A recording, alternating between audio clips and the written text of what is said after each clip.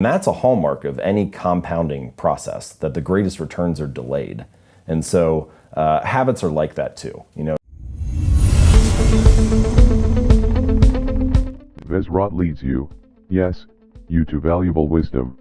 Talking about this 1% every day, when people hear that in their minds, they're just like, oh, it's so tiny, it doesn't matter. What is the thought process behind this 1% every day? Well, so just a quick story that I like that I feel like illustrates the point. So we're in the UK, and for many years, the British cycling team was very mediocre. They had never won a Tour de France, even though the race had been around over 100 years. They had won, I think, a single gold medal back in 1908. And so they brought in this new performance director, 2003, 2004, and he believed in this concept that he called the aggregation of marginal gains. And so he described it as like the 1% improvement in all the areas related to cycling. And so they started by making 1% improvements that other teams were probably looking at too. Put slightly lighter tires on the bike. They had their riders wear these electrically heated overshorts to keep their legs warm so they could ride for longer. They had different biofeedback sensors that each rider would wear, and then they adjusted the programs to each individual. But again, competitive field, a lot of teams are doing that.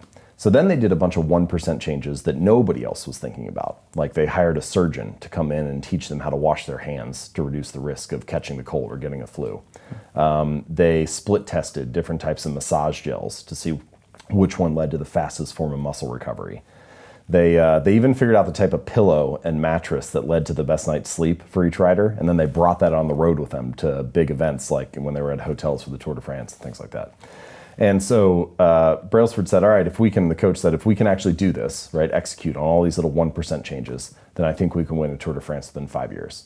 Right, now he must have had to really sell people on this, because you can already see the naysayers, and we're in Britain as well, where they're going to be like, come on, this is ridiculous. Right, well, and it just, no single change seemed like very much, right? Yeah. So one of the changes they made was they had their outdoor riders switch to indoor racing suits because they tested them in a wind tunnel, and turns out the indoor suits were a little more aerodynamic, which, you think, all right, whatever, I got like basically skin tight clothes on either way. How's this going to make much of a difference?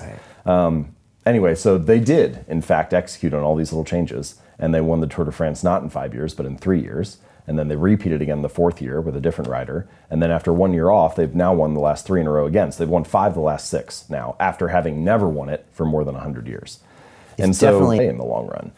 And habits are a lot like that. They're not exactly like compound interest, where you kind of like hit that hockey stick portion of the curve, but they really feel like that a lot. Like we were saying just a few moments ago, it feels insignificant on any day, but then you turn around 10 years later and it's actually, you're surprised by where you end up. And that's a hallmark of any compounding process, that the greatest returns are delayed.